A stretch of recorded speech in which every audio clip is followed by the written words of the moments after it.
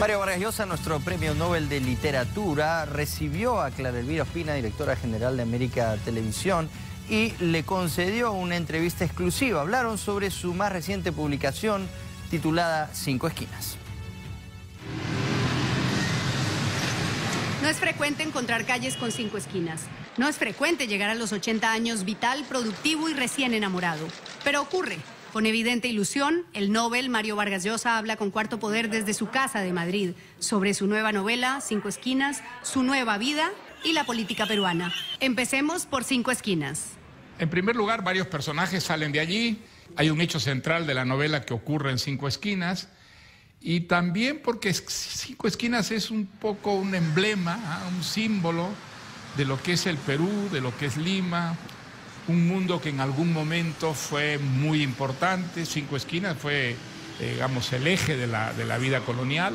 Tuvo una decaída brutal, luego una resurrección a principios del siglo XX, cuando se convierte en el barrio del criollismo, de los grandes compositores, de las grandes peñas, ¿no es verdad?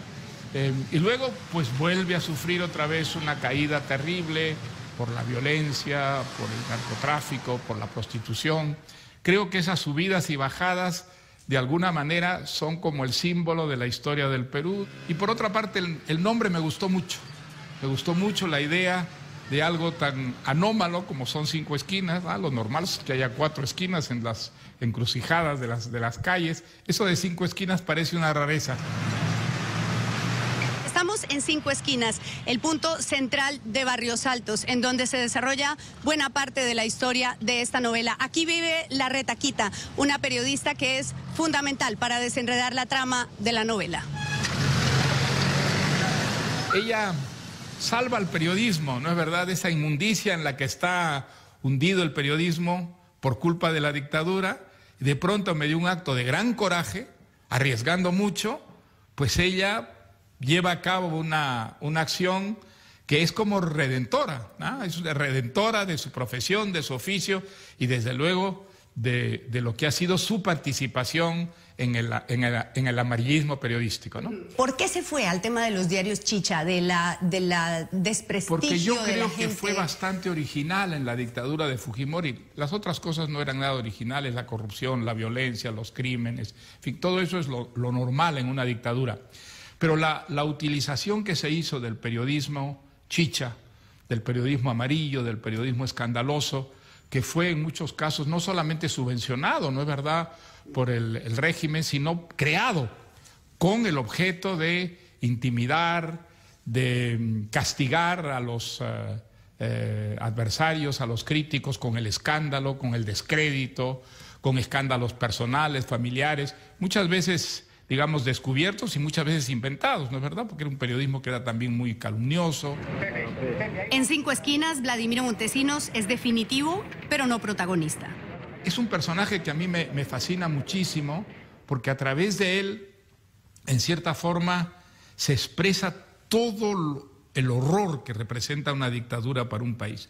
La violencia, la corrupción, el atropello de toda forma de legalidad, la abolición de las libertades, el desprecio más grande por lo que son los derechos humanos, en fin, todo lo que es el horror de una dictadura generalmente lo simboliza ese personaje, que en el caso de Fujimori pues fue Montesinos, en el caso de Odría fue Esparza Zañartu. El relato combina episodios violentos, tiempos revueltos al final de los 90, con audaces relaciones íntimas que están insinuadas desde la carátula del libro editado por Penguin Random House. La idea de la portada de alguna manera se la di yo a la editorial y me gustó mucho la idea de que aparezca allí un periódico con un titular que de alguna manera sitúa mucho el momento histórico en que se vive la novela y también que aparezca Cinco Esquinas en una foto de mi hija Morgana, que yo creo es muy importante que esté allí presente más como símbolo que como realidad, ¿no? La novela tiene una alta dosis de erotismo. Yo creo que las situaciones excepcionales que vive una sociedad o un país muchas veces encuentran una salida por el sexo, por un sexo exacerbado, por un sexo mucho más intenso o frenético, porque es visto como una tabla de salvación para quienes se sienten hundidos en un pozo. Había una gran inseguridad, había una criminalidad que aprovechaba, digamos, ese contexto terrorista para perpetrar sus atropellos y sus delitos. Y todo, había toque de queda, había un clima que por una parte provocaba una cierta asfixia y por otra parte, para muchas personas, de alguna manera exacerbaba su vida sexual.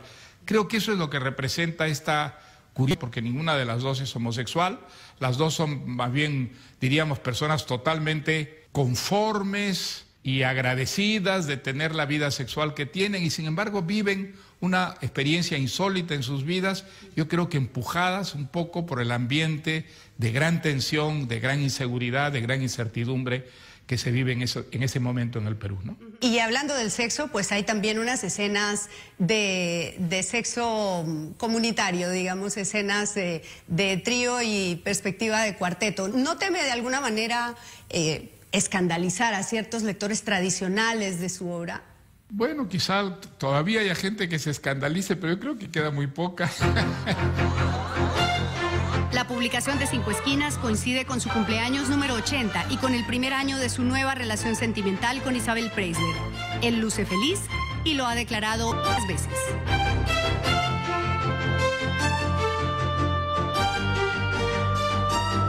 Dicen que uno es esclavo de lo que dice y dueño de lo que calla. Y usted en la página 55 de su libro de La civilización del espectáculo dice que Ola y sus congéneres son los productos periodísticos más genuinos de la civilización del espectáculo. Millones de lectores la pasan muy bien con las noticias sobre cómo se casan, descasan, recasan, visten, desvisten, se pelean, se amistan y dispensan sus millones, sus caprichos, sus gustos, disgustos y malos gustos, los ricos, triunfadores y famosos.